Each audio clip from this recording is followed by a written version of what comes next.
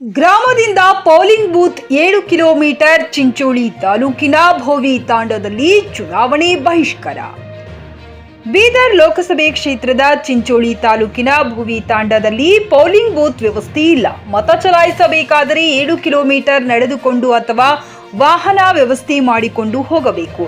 ಹಾಗಾಗಿ ಪ್ರತಿ ಚುನಾವಣೆಯಲ್ಲಿ ನಮಗೆ ತೊಂದರೆಯಾಗುತ್ತಿದೆ. ಈ ಬಾರಿ ನಮ್ಮ ಊರಿಗೆ ಪೋಲಿಂಗ್ ಬೂತ್ ನೀಡಬೇಕು, ಇಲ್ಲದಿದ್ದರೆ ಚುನಾವಣೆ ಬಹಿಷ್ಕಾರ ಮಾಡುತ್ತೇವೆ ಎಂದು ಊರಿನ ಜನ ಎಚ್ಚರಿಸಿದರು.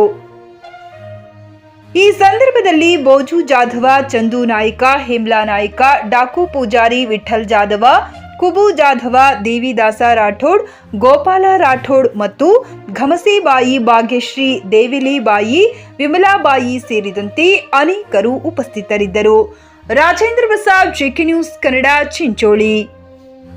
ಸಾಬ್ರೆ, ನಮ್ಗಲ್ಲಿ ನಮ್ಮ ಊರಿಗೆ ಪೋಲಿ ಬೂತ್ ಇಲ್ಲ. ಪೋಲಿ ಬೂತ್ ಮಾಡಬೇಕು. ಅಲ್ಲಿ ತನಕ ನಾವು ಯಾರಿಗೂ ಓಟ್ ಹಾಕಪಲೇ ಇಲ್ಲ. ನಮ್ಮದು ಭಾವಿ ತಾಂಡ, ನಮಗೇನು ಹಕ್ಕು ಸಿಗ್ತಾ ಇಲ್ಲ. ಅದಕ್ಕೆ ನಾವು ಹೇಳ್ತೀವಿ, ನಮ್ಮ ಊರಿಗೆ ಪೋಲಿಯೋ ಬೂತ್ ಆಗತ್ತನ ನಾವು ಯಾರಿಗೂ ಓಟ್ ಹಾಕಪ್ಲೇ ಇಲ್ಲ. ನಾವು ಇಲ್ಲಿಂದ ಕಲಬಾಯಿಗೆ ಹೋಗಿ ಹಾಕ್ಬೇಕು ಸರ್. ನಮಗೆ ಮಿನಿಮಮ್ 7 ಕಿಲೋಮೀಟರ್ ಆಗ್ತಾವೆ ಹೋಗ್ಲಾಕ ಬರ್ಲಾಕ, ಅಪ್ ಅಂಡ್ ಡೌನ್ ಸರ್. ಅದಕ್ಕೇನಪ್ಪ ಅಂದ್ರೆ ನಮ್ಗೆ ಹೋಗ್ಲಿಕ್ಕೂ ಸಿಗಂಗಿಲ್ಲ, ಗಾಡಿಗಳು ಬರ್ಲಿಕ್ಕೂ ಸಿಗಂಗಿಲ್ಲ. ನಾವು ಕೈಲಿಂದ ದುಡ್ಡು ಖರ್ಚು ಮಾಡಿ ನಾವು ಹೋಗಿ ಏನಪ್ಪ ಅಂದ್ರೆ ಎಲೆಕ್ಷನ್ ಓಟ್ ಹಾಕಿ ಬರಬೇಕು. ಸಾರಿಗೆ ಸೌಲಭ್ಯ ಯಾವೂ ಇಲ್ಲ ಸರ್. ಅದಕ್ಕೆ ನಮ್ಮ ಊರಿಗೆ ಪೋಲಿಯೋ ಬೂತ್ ಆಗತ್ತನ ನಾವು ಓಟ್ ಹಾಕಬೆಲೆ ಇಲ್ಲ. 350 से 400 ಓಟ್ ಕರೀಬ್ ಅವಂತ ತಿಳ್ತಾರೆ ಸರ್. ನಮಗೆ ಪೋಲಿಯೋ ಬೂತ್ ಬೇಕು. ಅಂದ್ರೆ ಹ್ಯಾಂಡಿಕ್ಯಾಪ್ಟ್ ಮತ್ತೆ ಹಿರಿಯರು चमन की जोर भावी तांडा। बोलो, क्या है आपका? आपका क्या है? हमारे तांडे में लंगड़ा होगा, ये इलेक्शन डालने को जाने को जाको मेरा बेटा गिर को पाँव टूटी नहीं रे, टूटी नहीं, चल लेते के बीच में गिरा की पाँव टूटी है, उसको भी उठा को कैसा लेके जाना, क्या नहीं, मजबूर हो गए हम लोग।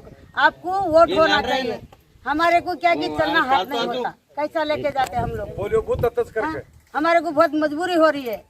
हर बात को हमारे को फायदा नहीं है। तांडे का कुछ भी हमारे को घर होना, हमारे को वजीफा होना, हम जो भी लेना बोले तो हमारे को तुम्हारे वोट होना चाहिए, तो हमारे को यहाँ पोलियो भेजे तो हम वहाँ जाको कैसा तो भी कौन तो भी एक उठाले को जाते हम लोग को जाको तुम्हारी वोट डाल को आते हम लोग को बताए तो ಮಾಡಬೇಕಂದಾಗ ಅದಕ್ಕೆ ಆದಂಥ ಒಂದಿಷ್ಟು ನಿರ್ದಿಷ್ಟ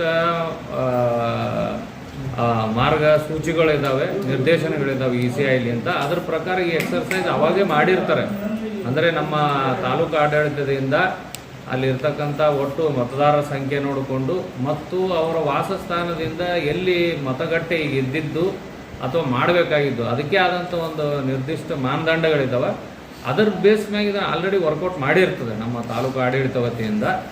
ಸೊ ಈಗ ಆ ಮಾನದಂಡದಲ್ಲಿ ಸೇರದೇ ಇದ್ದದ್ದಕ್ಕೆ ಈ ಒಂದು ಆಗಿರ್ತದೆ, ಅಥವಾ ನೀವೇನೀಗ ಒಂದು ಪ್ರತ್ಯೇಕವಾಗಿ ಭಾವಿ ತಾಂಡ ಅಂತ ಹೇಳ್ತಾ ಇದ್ದೀರಿ.